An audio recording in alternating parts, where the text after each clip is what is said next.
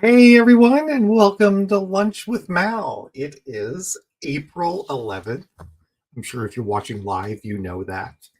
And if you're not watching live, it might not be April 11th. So this is like a time traveling trip back in time, which is always a cool way of thinking of things, right? Like you can travel backwards in time to points in history, sort of.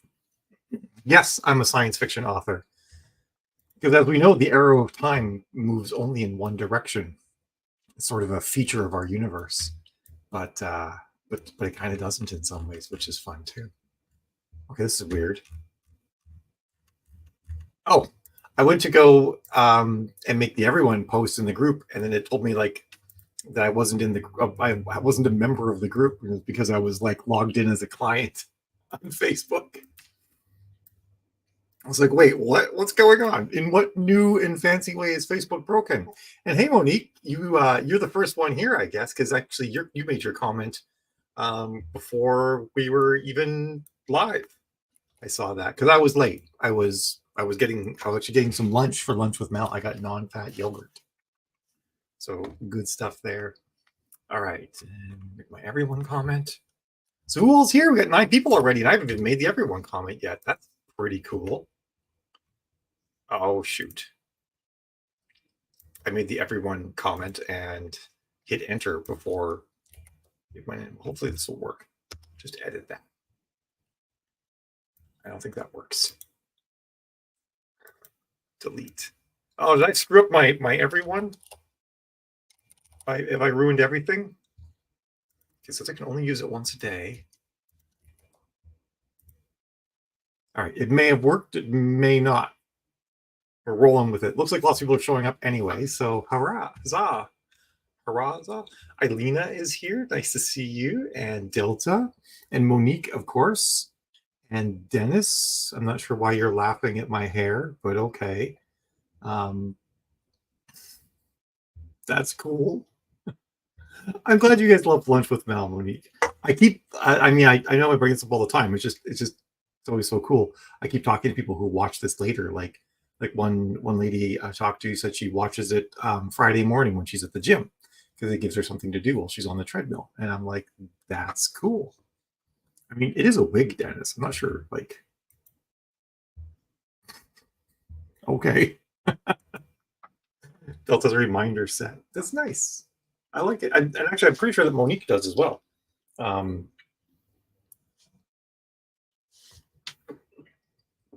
I was making sure that was on the outside. It appears to be. Maybe I put it on the stove. Maybe I picked up a crumb off of the stove.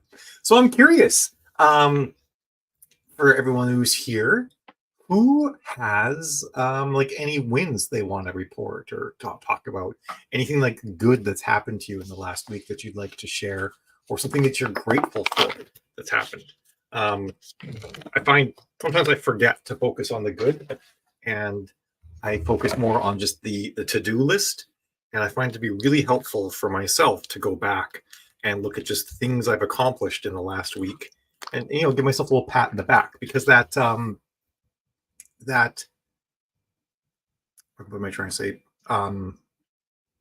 The win gives you like feeling like, hey, yeah, I actually did this thing. I did a good job. Gives you like a dopamine hit, gives you a bit of a feeling like, hey, I can do this. I am accomplishing things. Because so often we focus on the end of the journey. I think I talked about this last week. On the end of journey, so much we forget that the journey itself is the reward. The end of the journey is not the reward. When you're writing a book, we focus so much on getting to the end that we forget that, like, writing a book is, I mean, not always, but it is supposed to be kind of fun. Yeah, Dennis, I am never going to stop playing with my hair. My wife would love it if I did, but it's never going to happen. So you can bring it up all you want. It's never gonna change anything. And hello, Peter. Who got the first cover? Delta got a first cover in a new series. That is awesome. I love that. I actually got 4 covers done for a client. They kind of wanted like a whole marketing package from us where we help them get the covers, interface with the designers and everything like that. So we did that, and then I did all the typography on the covers, and we did 4 covers. full wraps. So the art is a full wrap, audiobook, paperback, hardcover, and ebook for all 4 of them. And so long as everything fits, because there's always like the risk, like it looks good on the template, but is KDP going to kick back print edition? As long as it all fits, it's done. And I'm quite happy about that. So, hello, Maya. How are you? And Big Monster. Oh, that's awesome. I didn't know Totality was. Or you're not. You're out east right now, aren't you? Yeah. Totality was, or I hope, I imagine, was pretty cool. We only got up to 93% on Monday of the Eclipse, which is still really cool because it's kind of wild. Like it was sunny and clear skies, and then it was still sunny and clear skies, but it was like cloudy sky amount of light, which is kind of wild. That's an interesting side note. A noon sunlight with heavy cloud cover is how much sunlight reaches Jupiter. So if in the future you happen to travel to one of Jupiter's moons, the sunlight is going to be about as bright as a cloudy day. It's kind of an interesting way to think about that. Like think of like what sunlight's like on different planets. Hey, Jill. It is great to have you here live, Maya. And so MoNique, you expanded the first 5 chapters of a rewrite from 5K to 12K, uploaded 12 audiobooks to Author Republic. That is pretty decent. That's awesome. That's a lot. Did you when you did the expansion of 5K to 12K, like did you add like a subplot? Did you add a POV? Or did you just flesh out a lot more of what happened? I'm kind of curious what would cause you to do that big of a rewrite on the opening chapters to a book, because most people don't do that sort of thing. Okay, Kingston, yeah. I knew that Edmonton would certainly not be in the path of totality, but yeah, Kingston definitely would be. And for those of you who are not Canadians, you might not know where either of those places are. I think I said hi to Jill. Hi, Jill. So yeah, a couple things I want to mention. We now have 4 guests coming in the next few months, which I'm really stoked about. And I forget the exact dates for everybody, but I am going to remind you guys that the first guest that's going to be on Lunch with Mal is going to be on the 25th. And we're talking about author finances and bookkeeping and businessy things for authors, which I think are important. I think a lot of us, we didn't necessarily want to become business people when we became authors. Some people did. Some people love running small businesses. Some people are not. We're not prepared for having to run a small business. And so I think any sort of like help along those lines can be fabulous, especially now that we're moving into direct sales and we have additional concerns around taxes and whatnot to think about. 94% totality Nova Scotia. Cool, Peter. So pretty much the same that we had in Boston here. Wait, Dana's next week? Oh, wow. I didn't realize that. Okay. So Dana is on the 18th. For some reason, I thought she was in May. And so Dana is actually someone that Jill met through some business mastermind courses. And Dana is also a whale reader. And when Dana discovers that there was a cool term for being a whale reader, she decided to start a course on it, on how to attract whale readers and what keeps whale readers reading. And I think it's actually really invaluable to have someone who's outside the author sphere talking about this sort of thing and helping authors understand like what was attracted to them, what turns them off.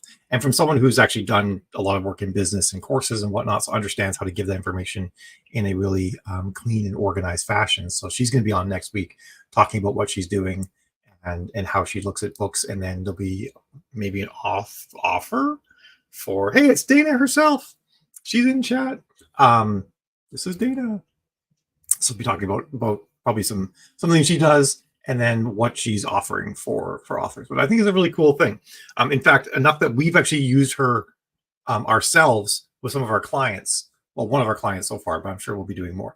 Where we're like, hey, we're having trouble getting this particular book to sell.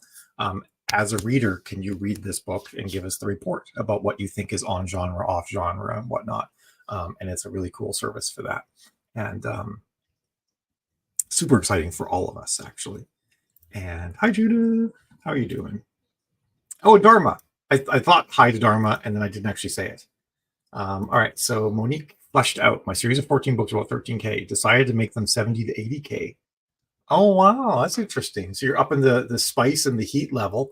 and then bumping them up. That'll be probably good too if you're like, are these books in KU or not KU? I'm curious about that. Although, going from novella to full length novel is going to help you both in sale price and KU reads. That's an interesting thing. We were actually just having a conversation yesterday in our author mastermind group about what happens when you discover that something's wrong in your book. A book, okay, all KU, good. A book that maybe like you discover like, oh, you missed a major genre trope, like a trope that's required for the genre, to the point where a reader might actually say this book doesn't even belong in the genre you're putting it in, and then you'll end up in a situation where you have a book that should be selling and should be getting reads, and it's just not, and everything looks like it should be working and it doesn't, and which actually dovetails into what we'll be talking with Dana about. But what do you do when you come to that conclusion, like, oh shoot, I did it wrong? Do you just move on and say forget about it, or do you rewrite it? And I think sometimes the answer is a bit of a rewrite. I was also working with another author who we were looking through her read through, and she was doing it. I prompted her to give it all a look, and she found that between book 2 and 3, her read through was only 53%. But the read through from 1 to 2 was 97%. And then afterwards, the read through was super high again. It was in the 90s again from book to book. And so like, wow, there was a problem there. And that's actually going to take her a bit of a rewrite to fix that problem. Because what we think it was is that the character, it's a romance series where each book or each pair of books actually follows a new couple. And she introduces the new couple in the prior books, but this time she made him a little bit too unlikable. And so people just weren't interested in reading his book. So we've got to fix that. And so that's going to take a little bit of rewriting actually to solve that problem. Okay. That's good to know, MoNique. And one thing that and I'm not saying this is the case with you or not, you might have it nailed by the details of your reviews. But one of the things I've noticed when readers will sometimes say that a book is too short, what they actually mean, well, they mean it's too short. But the reason why they're saying it is because they were expecting something from the book that they didn't get. There was a promise that was made to them in the blurb, the cover, the title, the beginning of the book, that they were going to get something out of the book. Maybe it's like better, not better, but more detailed and non-closed door sex scenes. Maybe it was a major plot element or a thread that you had that you didn't close, and they expected like character. Several times they mentioned that they have to go to place X to do thing Y, and they never did it in the book. And I fully expected them to go to place X and do thing Y, and they never did it. And so a lot of times that will also cause them to say that the book is too short. So not saying that's your situation here, MoNique, but something to think about if you guys ever hear that. So see reviews saying the book is too short. Because I've actually, one of the things I've, oh, okay. Yeah, that makes sense. So you just didn't take your time with it. So it sounds like you're well on your way to doing that. I've had books that were 90 to 100K, and readers, there were multiple reviews saying the book was too short. And then I'll have other books that are 50K and not a single review says they're too short. And sometimes they're in a series with that much variation. And what I came to realize sort of by introspecting and looking back was like, yeah, there was a thing that should have been in that longer book that wasn't. And that's why I'm getting that. And actually one time I felt so bad about it, I actually wrote a novella and just gave it to everybody for free that covered that thing that I should have had in the main book and I didn't. So totally good. And Dana did confirm. So Dana talking about whale readers and what pulls in a whale reader is going to be next Lunch with Mal on Thursday the 25th. So bam, that's going to be a whole thing. I'm actually really excited about that. I think it's going to be a pretty awesome thing.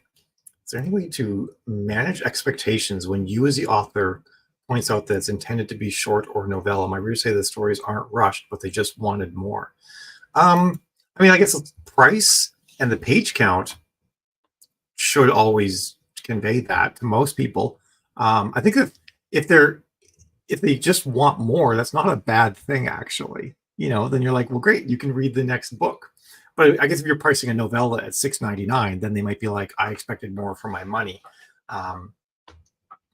But I have encountered that a little bit with books. I have two series. Theoretically, series is a plural word, but it's really weird to say series sometimes. So I have 2 series that are all novellas, and they range between like, I don't know, the shortest one's like 22K and the longest one's 38K. And instead of calling them books or volumes or whatever, I call them episodes. Because I was trying to convey that these are shorter, more episodic types of stories that I was writing. And I feel like that did work to a degree. There's always going to be some people that are going to complain, especially if the bulk of your writing is longer stuff and they're used to getting longer stuff from you. There's always going to be someone that's going to complain about getting shorter stuff. And you just be like, you could just say, like, I feel like I set expectations as well as I could. You could also have an author note at the beginning, just explaining why you're doing this and why you decided to write these shorter stories and stuff like that. So that's another option too. Yeah, or yeah, maybe the promised event is just glossed over, like it happens off camera or something like that. Like you expected this big showdown to happen, and it's alluded to and doesn't actually occur, which I guess would go along with the sex scenes being alluded to in your books, MoNique. Timothy is actually one of my readers, so that's from the reader's mouth there. Yeah, lots of reading more means they love the world. That's from Ashley McLeod. Yeah, and Ashley writes like, I was gonna use boat anchor, but that seems like a terrible thing. They could be used as boat anchors or door stops for like mechanical doors. Even they're like 700, 800 word page books. So, so wanting more, yeah, isn't always a bad thing. They just love it and they want more. I was actually talking with Barry Hutchison today, who writes Scottish thrillers. He used to write a sci-fi series called Space Team, which was hilarious, and I loved it, and that's why I know Barry, because we both have the background of sci-fi writers. But he switched over to Scottish thrillers and is killing it. Like, right, like you think, like, who's Barry Hutchison? Never heard of Barry Hutchison. He's got books with like 24, 26, 28,000 reviews on them, which, if you think about it, is about a third the number of reviews as the average Harry Potter book. Never heard of Barry. That's one thing that I love about the indie world, that there's authors out there that are just killing it. They're just nailing it, right? And no one knows who they are. It's kind of cool in a way. I mean, lots of people obviously do know who Barry Hutchison is. Otherwise, he wouldn't have a billion reviews. But it's really cool to see that sort of thing. Anyway, he's like, yeah, I've got this book coming out next week. And he's like, I know I'm going to wake up the morning it comes out and I'm going to have an email saying, where's the next one? he's like, it's good and bad, right? Like, yay, they want more books from me, but like, I have a day where I don't get that. Yeah, author notes are fabulous. I write author notes actually in every single book that I do. So I always explain like why I wrote the book and some of my thought process and things that were going on and stuff like that. And my readers really seem to appreciate it. I've scheduled to get my work on his model boats. You are not the first person, MoNique, that I've seen say that they do a lot more writing when their husband is occupied. If their husband has free time, the volume of writing seems to go down quite a bit. Oh, that sucks at buffering. There's buffering on YouTube. Pesky YouTube.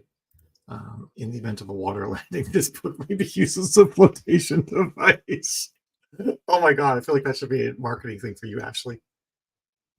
Hey Jen, I missed your comment for some reason, but yeah, Jen does episodes as well. So there you go. It's a thing.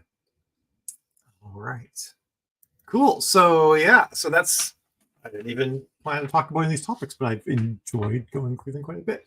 I did have two things I wanted to talk about, and one of them is an interesting thing. This is actually more for me than it is for you, but I'm kind of curious about something. So we've got this growing pain issue with the Writing Wives, where we've got, every now and then we've been getting some clients who sign up with us but don't want to use our methods for advertising. They want to use other people's methods, and they get angry when they don't have results. And we're kind of like, well, this isn't how we would have done it. And I've had now twice now where clients have actually been rude enough that I've had people who work for us crying after calls because they were basically, verbally abused by a client. And I'm trying to figure out how to deal with this, because in the past, when I have a client that we're just not a fit for, I'll just refund their money. and we'll just be like, hey, not all of it, depending on where we are in the process. Just be like, hey, you know what, like this, we're not a fit, and this didn't work. So here's X percentage of your money back. I'm kind of starting to get to the point where I'm like, wow, I got these people where we, because the sales process takes time and money, right? Like as a business, your product that you sell or service that you offer has to actually pay for the sales time, it has to pay for accounting and paying, getting the money from people and stuff like that. And I'm just like, man, we're going through the process of selling and onboarding and doing initial research and having initial calls and all that. And then we've got folks that like on the second call are actually like being like abusive to our employees. And I kind of don't want to just give them our money back anymore, because I feel like we invested all this time and effort, and then now it's not working out, but not because we didn't try or anything like that, but just because they can't operate professionally. Um, and I know this is like kind of like a weird topic, but Jill and I were talking about today, and we're like, maybe we should talk about lunch with Mal and see if anyone has any thoughts or ideas on this sort of thing. Or if it's just like, wow, Mal, like you're running a big girl business now, and that's just the way it is. So that might be the answer. But I did, it did sort of make me feel like, wow, like sometimes I feel like the authors are not quite professional enough. And I wish that wasn't an issue.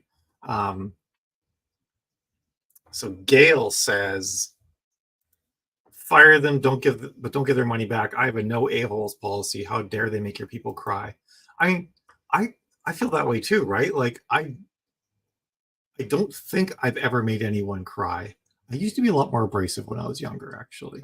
So Jill might actually have corrections for me on that front. But I mean, if I did make someone cry at a business, I would deserve to be fired as a customer and not get my money back. So, but no, you're right, actually, MoNique. And actually, I wrote a blog post yesterday that I'm going to have to edit, and then Jill's going to put out there. And it's about patience, and it's about how I think a big part of the problem is patience, and that Facebook advertising has never been an instant return sort of situation. I remember back when I first started teaching this in 2017, I remember telling people, wait 5 to 7 days after you start an ad to get any result. Like you're not to even know if it's viable or not is going to be the 5 to 7 day mark. And it's very, very rare that you're going to have like a runaway success that quickly.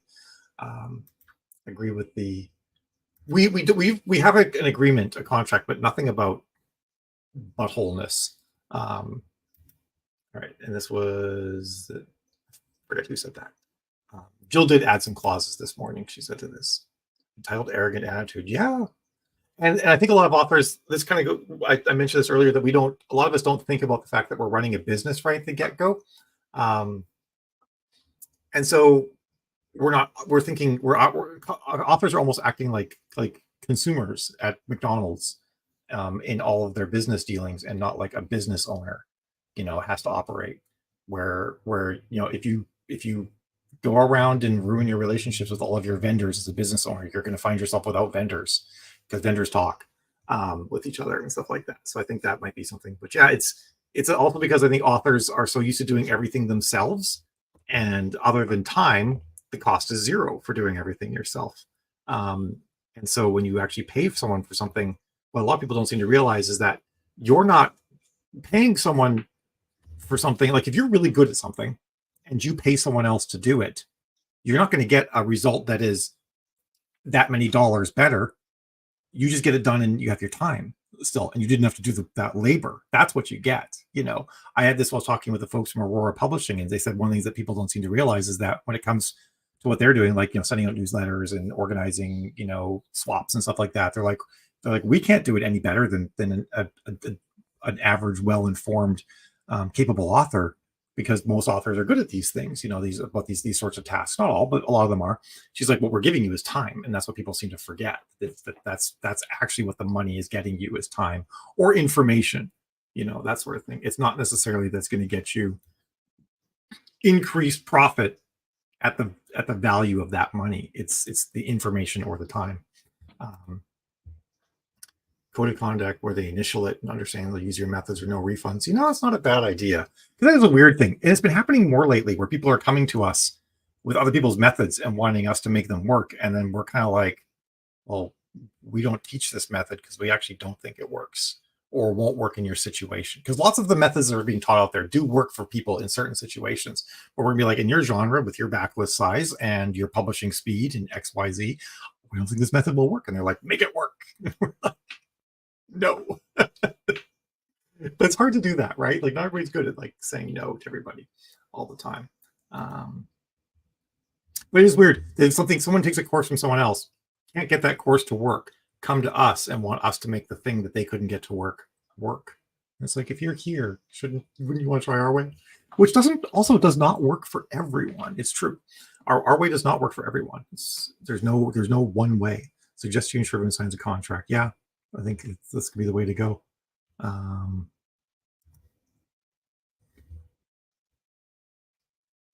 All right, I like the warning option that's built into that as well. That's a good one too. Thank you guys. This is really helpful. I wasn't sure what kind of response. I expect people to say like, "Oh, Mal, grow up, deal with it." But yeah. Oh my God, Maya. There are Karens everywhere in publishing. I feel so bad for people who have the name Karen. I'm sorry. It's just, unfortunately, it's a useful term to have. Just like I feel bad for like Kevin's, like my brother is named Kevin, and Kevin means really dumb. And women and men can be Kevins, as it turns out. But yeah, it's unfortunate in those situations. Yeah, authors thinking like consumers, McDonald's as well as business owners. I think you're like, I said that. So yeah, thank you for validating me. I was gonna say you're right, and like, wait, I'm the one that said that.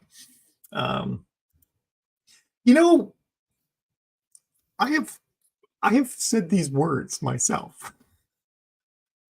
Like people come to us and they're like, I want to do my ads this way. I'm like, cool. Why did you hire us? I don't understand.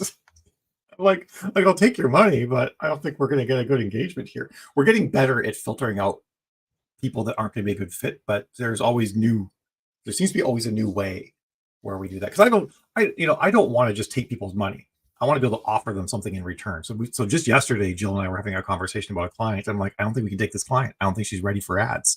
And Jill said, but she's so excited and she really wants to do this. And she's like raring to go. I'm like, okay, well, if we have a conversation where we set the expectation that we're going to teach her the skills and the methods to run ads, but given her size of her backlist, the number of series she has, she's not going to be profitable at the end of our consulting period. So we're really just consulting to teach her the skills. And if the client's okay with that and like understands that and agrees to that, then this will work. And so there are situations like that where we'll also get into other arrangements. Yeah, there's one of the tricky things with the author businesses, and this isn't a dig at anyone at any stage, because we've all been at each of these stages. Well, maybe not all of them, but I've been at basically almost all of the stages of the author career at this point. But you've got people who are just dabbling in it, like they write on the weekends and they're going to publish a book every 2 or 3 years. And then you've got people that are like 100% business in their author business, and we all operate on the same playing field. So you're trying to play a game of professional soccer, but you've also got like the kids playing in one corner, and you got people that are just like there to drink in another corner, and you got the people that are actually like trying to make like a living and pay for their pay for like their retirement off of their author career, all playing on the same field, and it can be messy sometimes. And I don't know the exact solution to that, but I do feel like professionalism and maturity is certainly always a thing that we should have. Someone said, I didn't know that. Maya said that. I'm not sure what that was a response to. All right. Some of the deal with it and the customer's always right mentality. I got one of my travel clients to anger management. Oh my God. That's kind of awesome. like court mandated anger management, because that's pretty interesting. I feel like there's a pretty good story there. Make sure people are. Do you mean make sure my people aren't thin-skinned?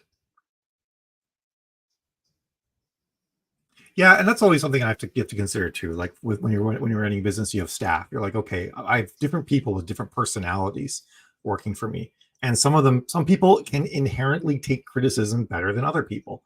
So that is always something that I keep in mind.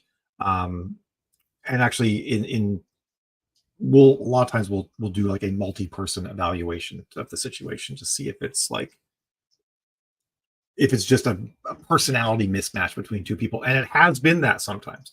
There have been times where personality and just like the way that some people convey information and receive information is a mismatch between one of our people and a client, and we will just change them to another person. And we've done that multiple times and actually had really good success with it. So that's usually our first approach. It's just, you know, when you end up with someone crying, you're just like, that's seems to be beyond the pale. Freelance graphic designer. Oh, it's really cool, Dharma, that you got that. Yeah, okay, so aren't thin-skinned. Yes, so I agree with that too. Yes, no one should be abused. Customer, I agree. Oh, well, that's good. I'm glad that he got better. I think some people just need to sort of like, some people aren't fully aware that their behavior is unacceptable. And they kind of need to be made aware of that. I read this. I don't know if you guys, if you ever looking for like a great YouTube channel to listen to, there's one called r/. So it's R and the word slash spelled out. And it's read by this guy. I love his voice. It's like butter. His name is Dabney, of all things. Of all things, I mean, it's like, I've never heard this name before. But he is like, I'd say he's got to be like the most introspective, emotionally connected, and reasonable human being I've actually ever heard ever. Like, just like, because I've listened to him, he's done like over 1,000 episodes of r/, and I'm just like, wow, this guy is just always thinking about angles I never thought of and putting himself in people's shoes. So anyway, if you ever want to, basically he just reads r/ stories, and then some of them he provides commentary on, some of them he doesn't. Sometimes you can tell the commentary by the pretend voices he starts using for people on certain things. But he was talking about this woman who was working at this company, and one of the guys there kind of like would just start yelling in meetings a lot and be kind of just loud and abrasive to get his way and to get himself heard. And she complained about it a couple of times. People are like, oh, it's just the way he is. It's just the way he shares information and gets his point across. And she's thinking like, I just feel shut down all the time whenever he does this and feel like no one else can get a word in edgewise, and he just browbeats people. And she realized, I don't know if she came to this realization, but she's like, well, anger is an emotional outburst. So what she started with doing around the office is just being like, man, did you hear that Bill? Did you see how emotional Bill got in that meeting? I hope he's okay. That was a really big emotional outburst that he had. And she wasn't doing it like in a mean-spirited way. She was just kind of saying like, that was a very emotional response that he had to this particular thing. And it was kind of funny because when it got changed from like angry and tough and macho guy to emotional and is he okay? And it kind of ended up getting back around to this guy that he actually started getting upset that people were calling him emotional. And they're like, well, anger is an emotion and you have a lot of anger. You know, do you need to talk to somebody? And he actually changed his behavior because he's like, wow, I'm kind of being called out for this. So I always thought that was really funny. I think this is Jill. Everyone's always nice and respectful of me and Mal, but that must extend to everyone who works for the Writing Wise. Absolutely. Yeah, I agree completely. Dabney Coleman from 9 to 5. I have no idea who that is, MoNique. I'm sorry. I'm Canadian, so I might have missed that.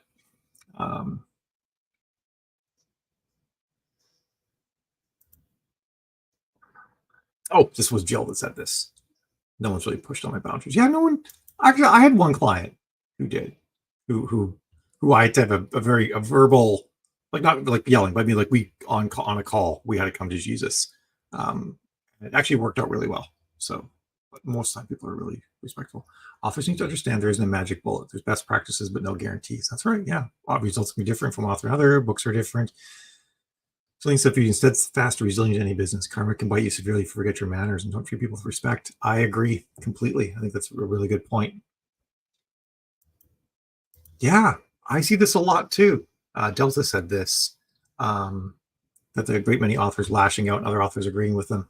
I think that, and that sort of thing, like if you're a public figure running a business, you know, keep your mouth shut as much as possible, right? Like this isn't high school. You know, you don't comment on drama.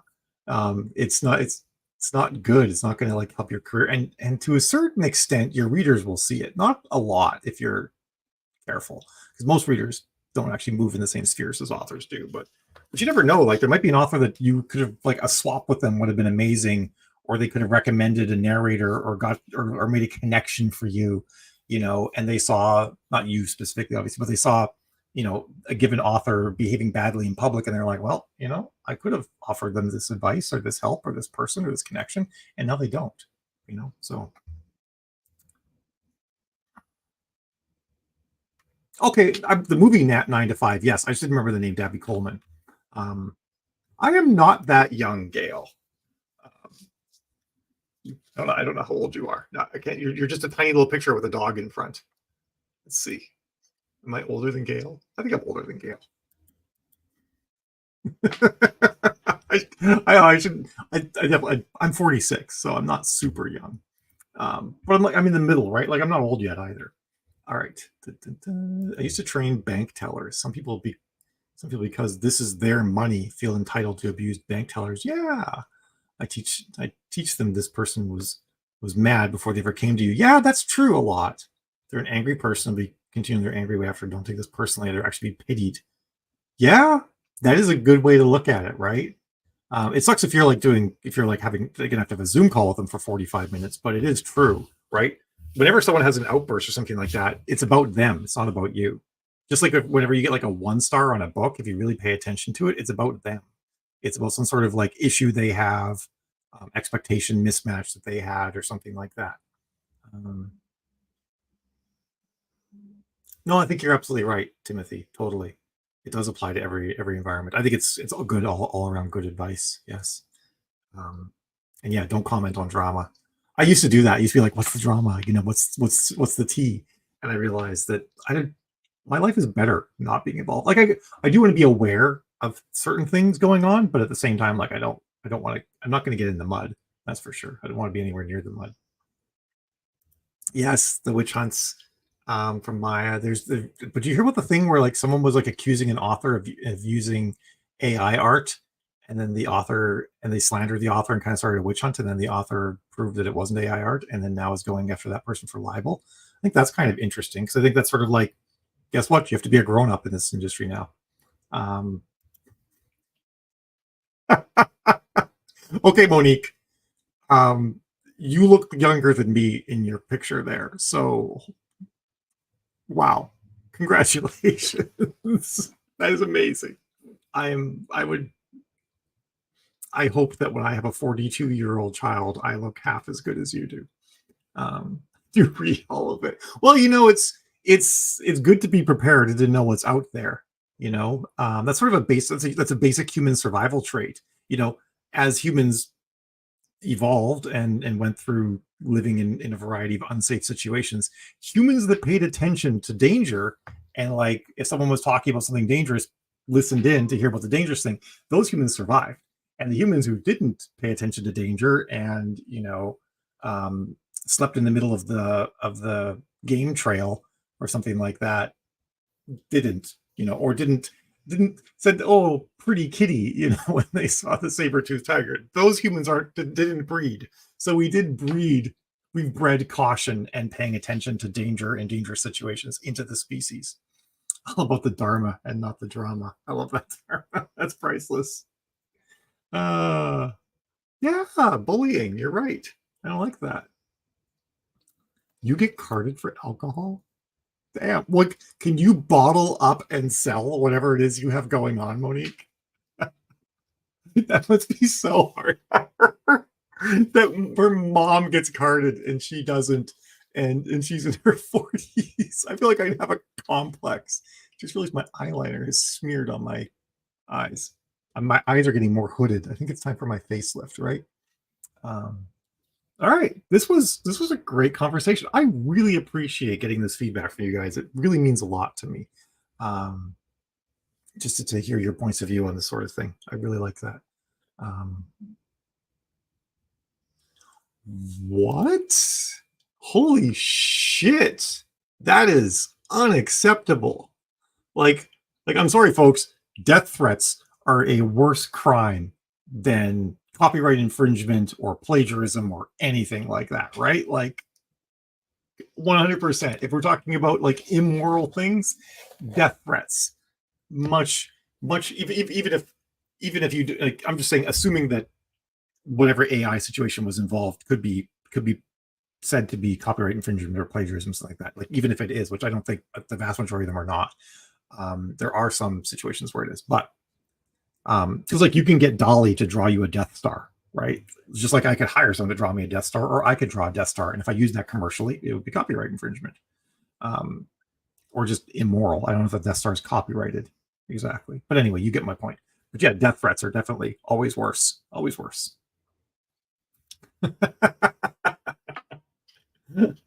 I mean, you're still alive, so I'm going to assume that you exercise some level of caution. Oh, really? Oh, that's disgusting. I hate that. I feel so bad about that, Delta. That's like unacceptable behavior.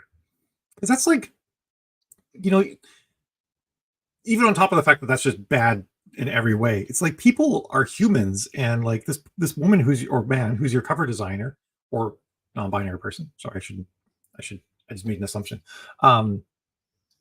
They have a life. They have their own struggles. They might have who knows what going on. They might be. I'm not saying this person is. I'm just saying, like, any given human being, you don't know how close they are to taking some very unpleasant, drastic action in their lives. And one thing I think to myself is, like, I never want to be the person that pushed someone else over the edge into some bad action, right? So I'm always very considerate of that, because the very few things that happen in life are worth causing that sort of harm to someone, and I would never want to be in that situation, or do that. More that I don't want to do that to someone else, but not the situation I'm in as a result of it. But man, I had a whole other topic I was going to talk about today, because I didn't think this would go on this long, but here we are. I'm going to briefly touch on it because I'm going to have guests for the next 2 weeks. But one of the things I was doing when I was talking with an author yesterday was, I'm almost old to be Mal's mother. Dharma, you don't look like you're old enough to be my mother. I would never have thought that, actually. I'm not just going off your profile. I've seen you in person.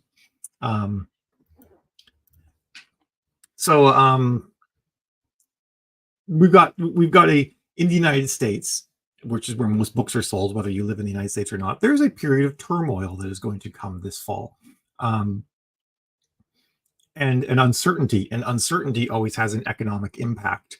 And I know some people are concerned about what their publishing schedule should look like at the very least, right? Like, does it make sense to publish a book in the third quarter of 2024 as a result of what's going on, what's likely to go on in the American political scene?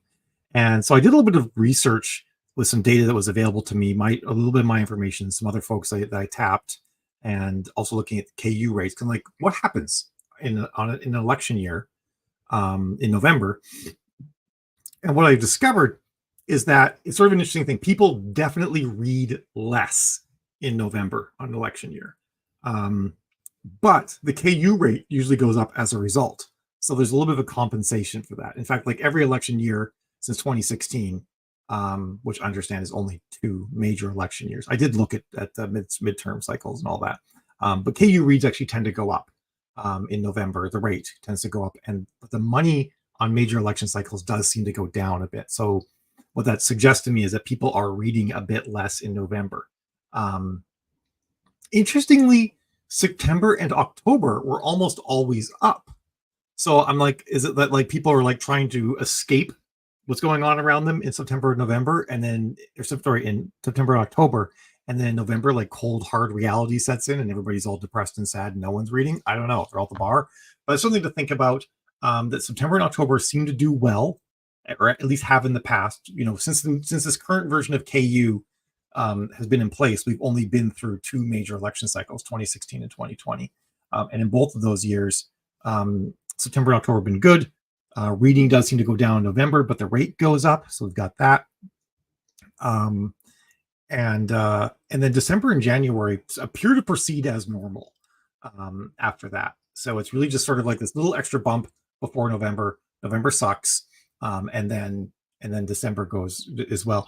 But also worth noting, November is always a twitchy month. Because only the first 2 weeks in November are usually good weeks for book sales, and then the week leading up to Thanksgiving, or Thanksgiving, American Thanksgiving week, and then the week following are usually kind of awful for sales and reads, unless you have like a really good deal going on. So it doesn't change November that much. I still would really typically be leery of releasing a book in November. Not until you're into the first week of December would I consider releasing a book. And obviously, we're going to know probably when this time arrives whether or not you think it's a good time for releasing a book yet. But if you're doing pre-orders or you think about your writing schedule, just something to think about, that I would avoid releases this November. But December and January should behave normally, and September and October should be pretty good. We also are probably going to see a really big reading summer again. But what happened last summer is it was a really big reading summer. A lot of people read books last summer, and the KU rate fell to the lowest it's ever been. So keep that in mind. That we probably it will be another big reading summer so far as we can tell, but the rate's probably going to drop a bunch in the summer. So that might be something you want to think about. Maybe instead of doing releases in the summer, you're pushing backlist heavy in the summer or something like that. So it's books you've already made your money on, and you're just trying to get a bit of extra scratch, and you plan the release for maybe early somewhere in September, so you can kind of ride that wave. Or if you, depending on your release schedule, maybe you plan your releases for before summer or in December if you don't want to hit that back to school period. Because some genres, trad heavy genres, don't do as well in September, October, because trad dumps 80% of their releases in October. So that's something to think about too. All right.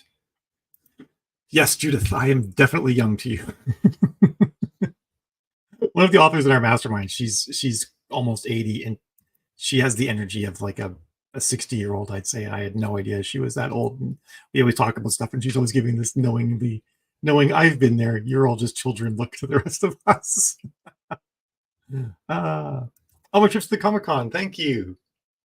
Tips for the Comic-Con. It went well. Oh, that's great to know, Jennifer. Congrats. Did you? And I'm guessing that means you had a good time as well. So that's an important part too. And yes, maybe they're just being outside. That could be it too. Okay, there you go, MoNique. That's perfect. Save it for after Christmas. I think that'd be a good plan. That's what I go for. All right, I have to jet because I've got a call. We do have a mastermind group. It's like we meet. It's like not like a Facebook group specifically. It's like we have a Slack, and we have a meeting that we have every every Wednesday at noon, and then they also have like one-on-one calls and stuff like that with us. I don't know if we have any slots right now or not, but you can always reach out to Jill and see if we do. Oh, that's awesome, Jennifer. Fun you're getting in. Must feel really good. Is the transcript available to refer back? I'm not 100% sure what you mean about that. Is the transcript available to refer back to release month?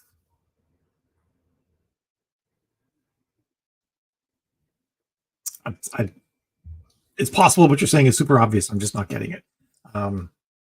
But I will yammer for a couple more minutes to see if you can clarify that for me. If not, you can always drop myself or Jill a message. So yeah, I guess that's kind of my thoughts on that. But it is kind of funny, like thinking about I was thinking about the end of the year, or the client actually asked me because they were like, "Okay, my writing schedule is this. When should I release?" And I'm like, "Oh God, November's so far away." And I'm like, "Crap, we're like in the middle of April. Where is this year going? For goodness sakes!" To get the months we should not release our books. I don't actually have.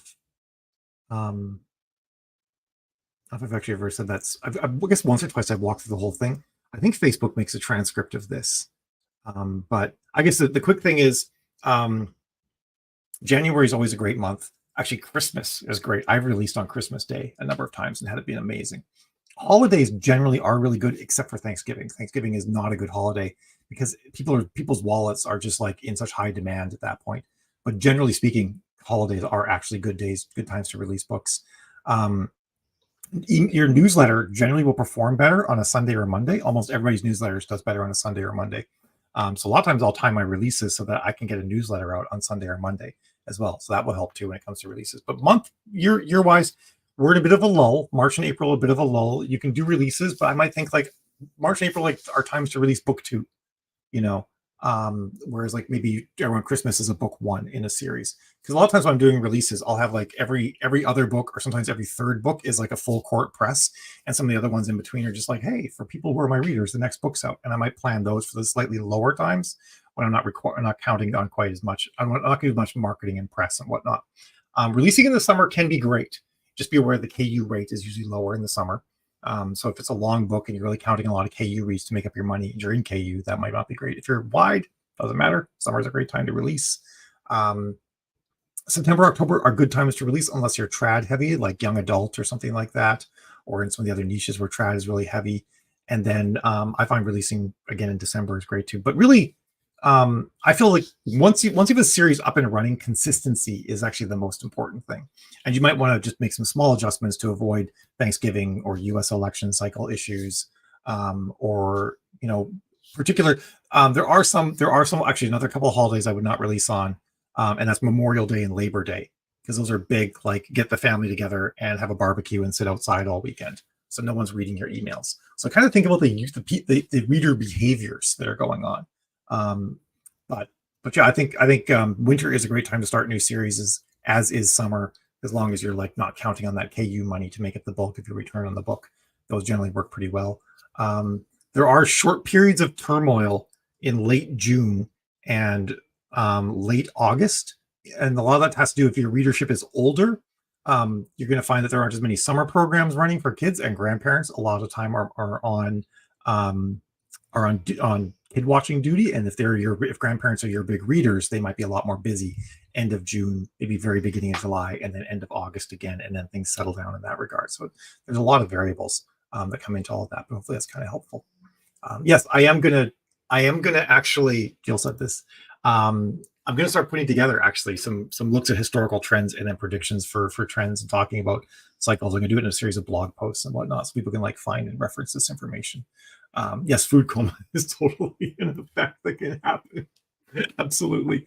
Although I do send out emails sometimes, be like, I've done this in a few years, but like it'll be like going out on like Thanksgiving, like, hey, tired of Uncle Fred and everything he's saying around the table? Here's a book. Go pretend you're in a food coma and read it in the corner, kind of thing. So there's a reader saying, where's the next book? Although this book has been 3 years in the making. I have to check where Jen is. She's doing because they wrote it so piecemeal and the editors so piecemeal. Jen's going through everything all over again, like one last final pass, just to make sure that continuity is good and everything. And I got about 5K more to write, so it could be this month. It's probably gonna be May, just because I have a conference I have to go to and prepare for and stuff like that. But it'll be soon. All right. Any difference in short reads and full novels as to release dates? If by short reads you mean things that are under 2 hours to read, so less than 20K, I think it's a little bit less. Then it's just like avoid Memorial Day, Labor Day, and Thanksgiving, and you should probably be all set with short reads, because there are people that are just like, those are the people that are just hoovering up books all the time anyway. All right, I do really have to go though, because my next call is in 2 minutes, but it has been fabulous chatting with all of you today. And I hope you guys have a fabulous end of the week and the weekend. And we'll see you next Thursday, when we're going to be talking about whale readers and what they're looking for and how to hook them and keep them hooked with Dana, which I think is going to be super awesome. So see you guys later. Ciao.